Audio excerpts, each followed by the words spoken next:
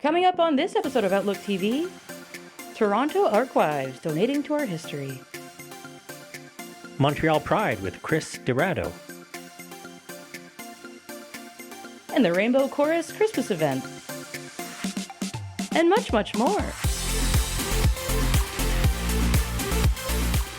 Hello, hello, hello, and welcome to Outlook TV. I'm Emily Ann Fraser. And I'm Darren Monette. We'd like to thank the Musqueam, Squamish, and Tsleil-Waututh nations for the honor and privilege of filming on their unceded traditional lands. Outlook TV is the queer magazine news show that brings you the stories that matter the most from coast to coast. And Andre takes us over to the Toronto ArQuives. It's donating to our history. Right, this is a really important story because Andre has had decades worth of really important stuff that he himself have filmed. So I want to find out a little bit more about this. ArQuives store our history, but where do they get their materials from? Today, I talked to Andre Tardif about his collection and donating to the National LGBTQ ArQuives in Toronto. I'm in my early 70s, and over the years, I've worked in the hospitality industry and run my own multimedia production company. Well, over the years, I've filmed and photographed hundreds of moments from our community, living in Quebec City, Montreal, Toronto, Edmonton, and Vancouver. I save photos, videos, posters, everything. I want to make sure it all ends up where it belongs.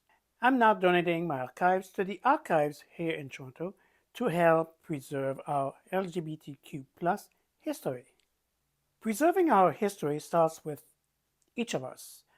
Whether it's photos, letters, film, or video, every piece helps tell the story of who we are. If you got photos, videos, or memories of your own, you can do it too. It's easier than you think, and it makes sure that our stories live on. Here's how to start. Organize by date, label everything, and contact the ArQuives for guidance.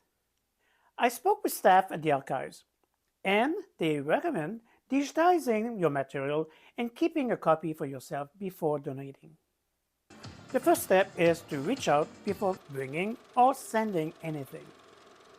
Each archive has an acquisition coordinator or archivist who will discuss what you have: film, videos, photos, letters, event flyers, press clippings, etc., and whether it fits the collection scope.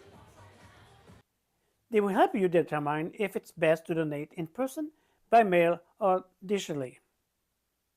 You don't have to scan or digitize everything before donating. In fact, most archives prefer to receive the original materials because they have professional equipment and protocols for long-term preservation. However, digital files, videos, photos, documents can be donated too, either on an external hard drive, USB, or via file transfer. If you do digitize anything, label it clearly with names, dates, and context. You will be asked to sign a deed of gift or donation agreement. This document transfers ownership to the archives and clarifies how your material will be used, whether they will be publicly accessible right away or later, any privacy or copyright consideration.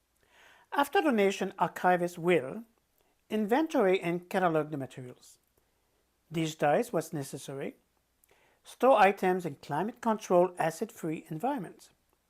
You may receive a reference number or confirmation of your records. Every photo, every letter, and every video clip helps tell our story. By donating your archives, you're helping to keep our history alive, one memory at a time. Thank you. There are LGBTQ archives in Toronto, Halifax, Montreal, Edmonton, and Vancouver. It's time to clean out your closet and help preserve our history. This is James Goodman for Outlook TV. Next up, we're going to check in with Patrick and what's going on in Edmonton. Yes, it's two-spirited, lesbian, gay, trans, bisexual, plus history. Hey there, it's Patrick Massey from Outlook TV, and I'm here for Cruising the Downtown. It is the book launch today here at EVO. We just heard from a lot of the people that were involved in it, so let's go check out Cruising the Downtown. The thing I did for the map that was important is I insisted on one that looked good and pretty They look really top notch. I'm here, of course, today because we brought out a new book about gays and lesbians and queer people in Edmonton since probably about 1980 onward, and it has a ton of information about many different groups and activities and events that took place. Many of them I was personally involved with, but not all, of course. And really, it is quite a well documented book. It's really, I think, valuable for the long term for its history. This is coming out of our walking tours, which have been primarily downtown. So this is really just downtown. Now, some of the chapters do expand past downtown to help tell the story a little bit better. One of the first spaces where I found community was at the Pride Center for their TTIQ. We are so excited. Not only is it an interesting project for New West, it is a collaborative project, which we haven't gotten to work on many of those. We often work on more literary stuff, and this is such an essential part of Edmonton. We've always been interested in publishing radical stuff. Unfortunately, queerness is still considered radical, even though it is a part of everyone's history. And yes, we want to give a voice to historically underrepresented voices. That is very important to us. Edmonton has actually been very active as a city, and we've had a lot of action that was our initiative. We went after the government. We went after the people involved. We demonstrated. We had rallies. We had parades, and we gained quite a bit over the years. This was really always about the community first and foremost, doing it away with integrity. We're at a time right now where our 2S LGBTQI+ communities are under attack, where governments are trying to erase our community and erase our identities. So it's so important that we continue to tell our stories, we continue to bring visibility, and that we get this book out there in every library across Canada. When I was 18, 19, just coming out, there was no queer history. Or if there was, I did not know how to access it. So a resource like this that lets me tap into now, as an adult, my own queer history and the queer history of those people that came before me is so important.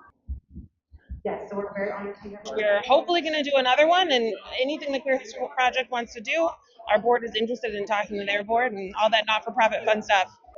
Liz Messiah. This is Patrick Massey from Outlook TV in Edmonton, Alberta. And it began with joining with hundreds of others from across. Next up, we'll take just a short break. So how are you donating to the LGBTQ to Spirited Plus? Oh, I give in many ways.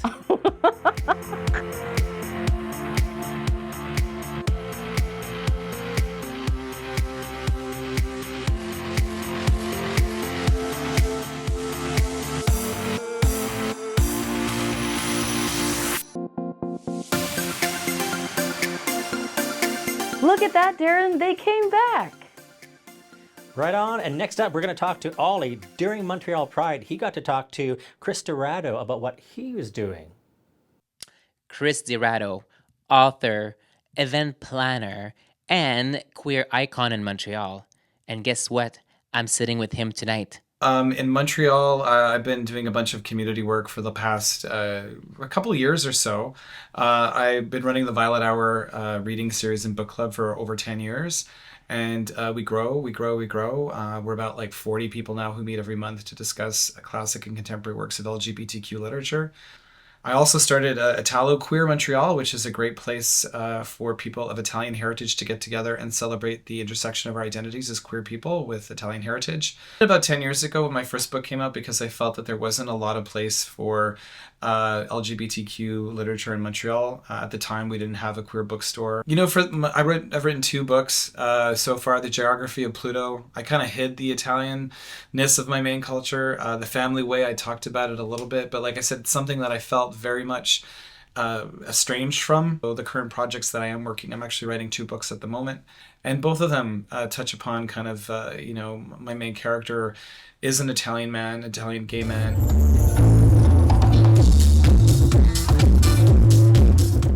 I know that myself, like dancing and going out was always such a big part of like my coming of age, but as I get older, I find I kind of want to be in bed at an early hour, and so we kind of created Dadbot as like a It's a bit of a throwback to the old school tea dances that used to happen in Montreal, and they would, they'd start around 4, they would end around 8 o'clock. We've created Dadbot as a way to kind of center, I guess, the like older LGBTQ people. So we're kind of creating a space where everyone can come. Although it's called Dadbot, it really is open to everyone. The goal is really to kind of embrace the kind of middle-aged nature of queer people and kind of center us for a moment on the dance floor.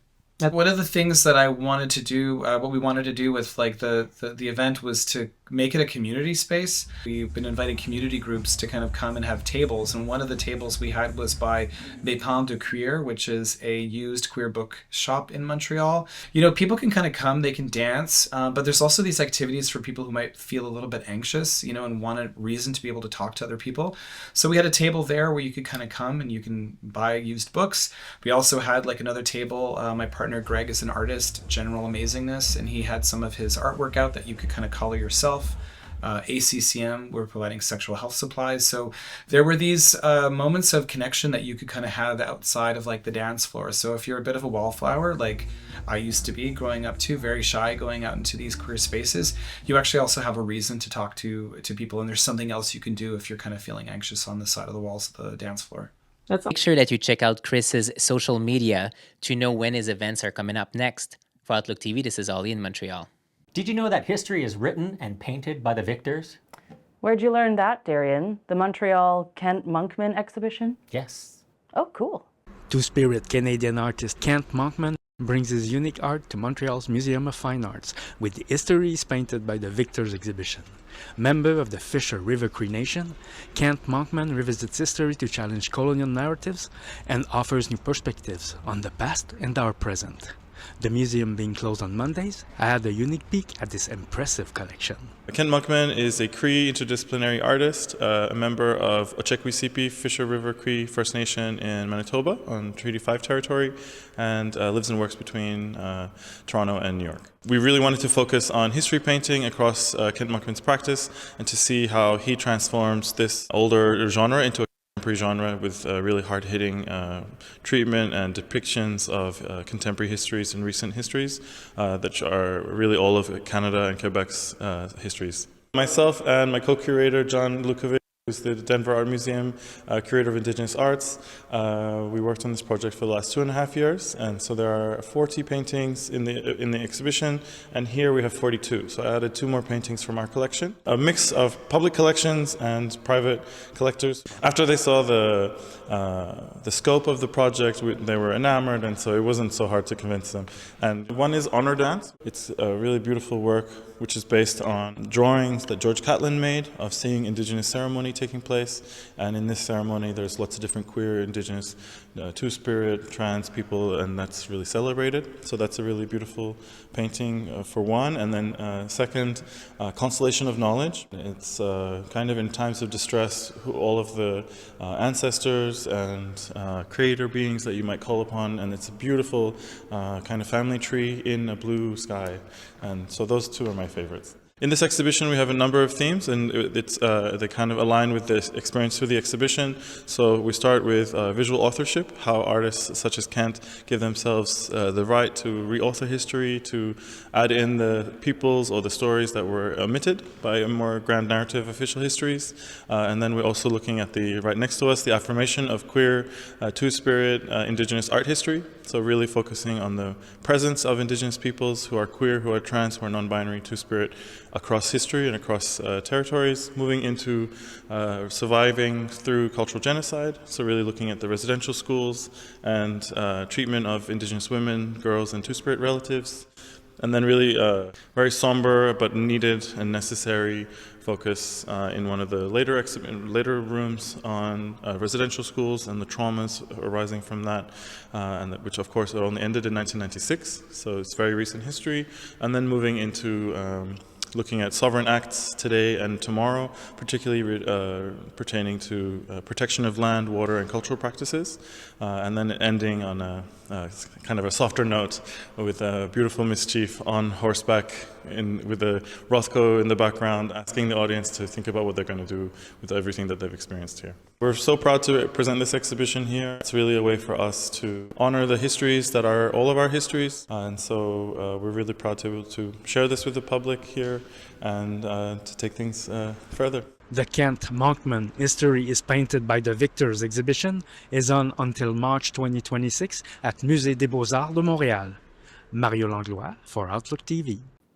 We are zipping along. Time to take a break. God, it's Darren. I know it's Darren. I'm sorry. I'll go with anything you call me. Just don't call me late for dinner. Hi, my name is Frank, and I am from the Rainbow Chorus of New Westminster, and you are watching Outlook TV.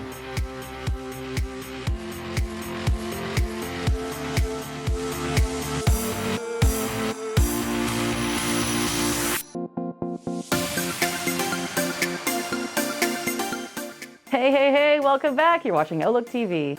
Angus takes us over to the East Side Culture Crawl. Right, they're at Glass Studio, and it's the Queer Artists at the Crawl. We're in East Vancouver for the 29th East Side Culture Crawl, and today we're going to speak with the organizer and some of the artists to see what they're planning for 2025. The Culture Crawl, we're in our 29th year. We have the largest number of artists participating this year, record-breaking, 538. We're really thrilled about that, really excited about that, because over the last couple of years, we've seen the crunch on artist spaces, a lot of renovictions, a lot of artists being unable to afford studio spaces. And so we're happy that somehow or other artists are finding ways to survive despite the fact that studio spaces are so unaffordable. Festival that is encouraging of everybody to be participating.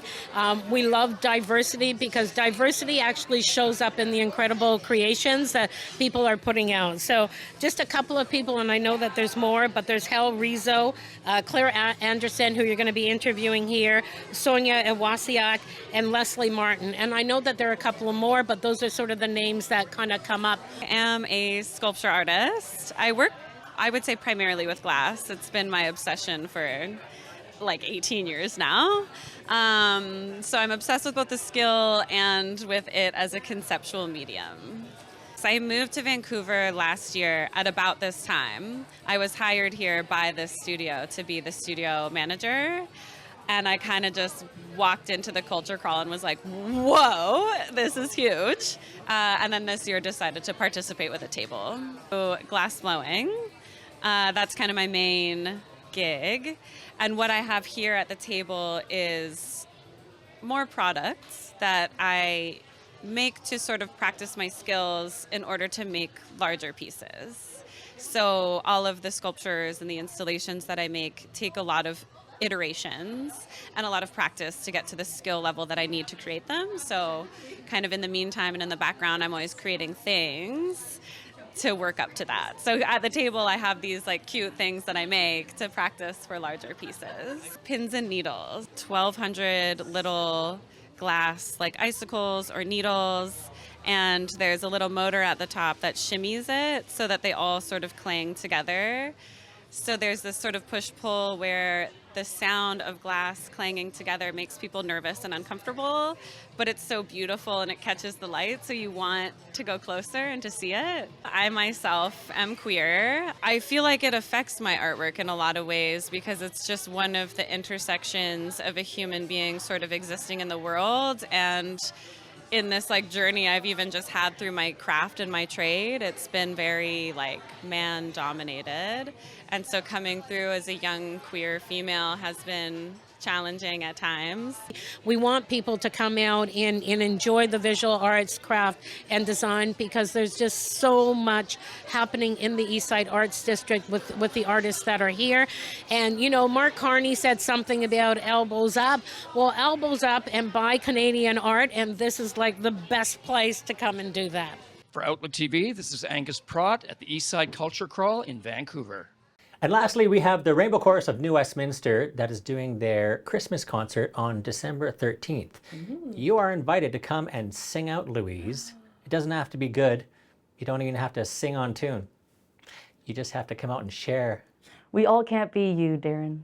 That is true. Hi everybody, it's Darren here with Outlook TV, and I have to speak a little bit more quietly because in the other room, the Rainbow Chorus of New Westminster is practicing for one of their upcoming concerts. It's happening December 13th. It is the Christmas sing-along, and you are invited. It gets bigger and bigger every year. Last year we had so much fun. Yeah, I sing with a group. That shouldn't deter you at all. But if you want to get into the Christmas spirit, come out and join us. I'm glad you're with us. We're going to talk to a couple of people and find out a little bit more about it. Hold on, come with me.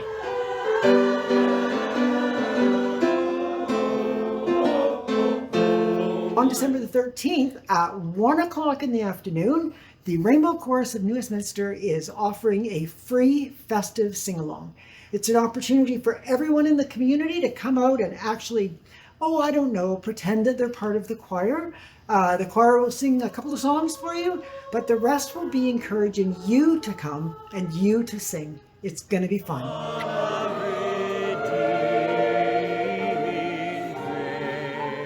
Everyone is invited to this event, and it is free and open to everyone. Young, old, doesn't matter your age. You can come to this event because it's a free sing-along, and you get to sing Christmas music and holiday songs with us.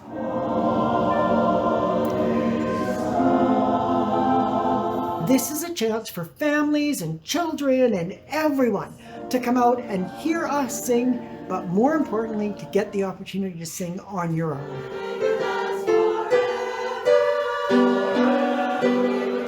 There's lots of room in the building that we use, which is the Sanctuary on 6th, at the corner of 6th Street and 6th Avenue in New Westminster. You don't need to show up early to get a seat. There's plenty of seats. There's big people, there's little people, there's seating down below, there's seating up in the choir loft. You will not have a problem finding a seat. Don't feel like you have to be here early, but try to get here for 1, because we'll have some goodies, we'll have some beverages that are available for sale, and you may want to just provide a little something to your choristers that you bring with you. And so, yeah, show up here shortly before 1, and we start singing at 1 o'clock. So do you.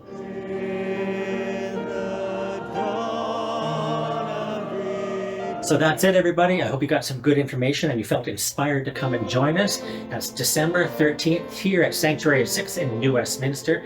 Remember, it's a free event, and we don't get that opportunity to sing Christmas carols very often in a collective scene. This is your opportunity, and it doesn't have to be perfect. It just has to be fantastic, and you are fantastic when you come out and sing with us. So in advance, thank you for that, and Merry Christmas, Joyeux Noël, Happy Holidays, and all that good stuff. What? That's it for this episode of Outlook TV? But we just started having fun. Okay, well, that's all the time we have left for this episode of Outlook TV, but we always come back. And if you'd like to hang out with us a little bit more, we'd love it if you came and volunteered with us. Yes, thank you so much for joining. I'm Emily Ann Fraser. And I'm Darren Monette.